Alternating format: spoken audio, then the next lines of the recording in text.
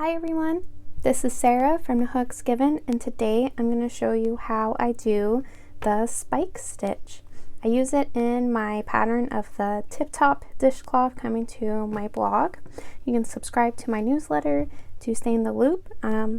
It's nohooksgiven.com NHG connections. Alright, so today I'm using a worsted weight yarn. I'm using Caron 1 pound and a 5.5 millimeter hook. I start all of my patterns with the foundation single crochet. So this pattern follows a multiple of 2 and then plus 1. So today I'm going to chain 11 or work my first row. I prefer the foundation-less stitches. They are just such a lifesaver. Alright, so I have 1, 2, 3, 4, 5, 6, 7, 8, 9, 10, and then I'm going to do one more. I'm going to do 11, 9, 10, and then 11. Alright, and now I'm going to finish it up, grab my next color and chain 1 to connect it. And I'm going to work a single crochet into the first stitch. And then in the next stitch, I'm going to do one below. So with the foundation stitches, it's so this is your stitch, and then that is your one below. So I'm going to go into, so you can see this one, and then next stitch I'm going to go into the top one, see, and then for the one below I'm going to go down there. Next, just keep repeating that along your row, going into top stitch and then the bottom stitch, and you'll be able to see it more in your next row. And the bottom stitch. Now in our last stitch, as we just do with regular single crochet, you'll always do that even on the opposite row, that way you have stability. Just join my third color, just so see that I have the unfinished, the yarn over and then pull. Alright, now I'm going to chain 1 and work a single crochet into the first stitch. Now see, in our next one you have a shorter and then a longer. So the longers are spike. So we're going to single crochet right into the top of that. And now this is our stitch that we need to spike in because it's the shorter one. So instead of going here, you're going to go right in there. And make sure when you're doing the spike stitch, see how I'm pulling it up? You're elongating it. It's elongated single crochet.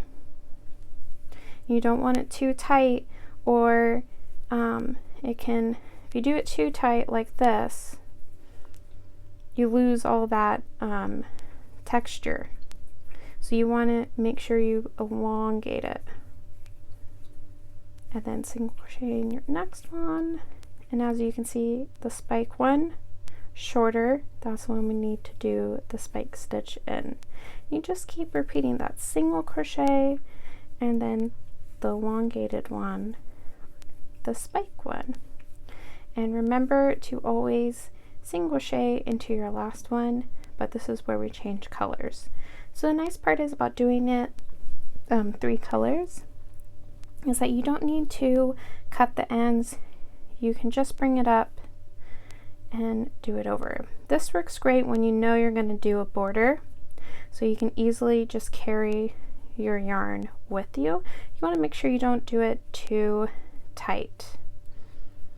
So now we're going to turn, we're going to chain 1, single crochet into our first stitch, and now you can start seeing, okay, here's our elongated spike stitch or single crochet. So instead of going to the top part, we're going to go right in there, pull it up because it's a spike, single crochet into the top of your next one because it's the spike.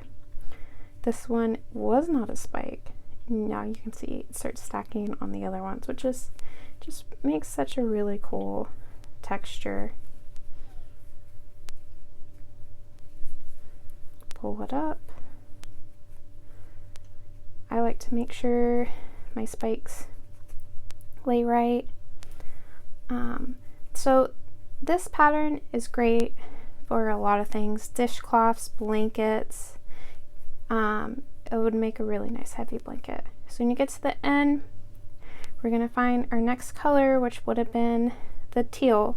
When you do this, you can always have two colors on one side.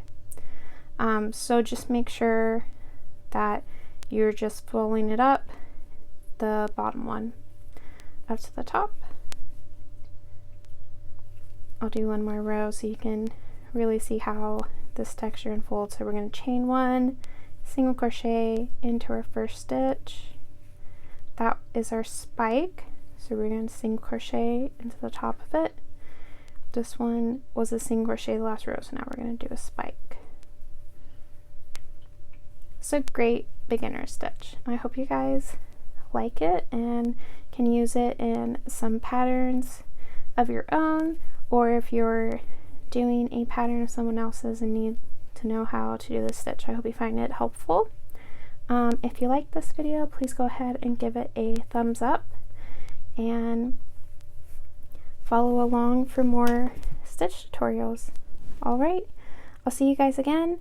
Follow my blog to check up on all upcoming patterns and stitch tutorials and sales.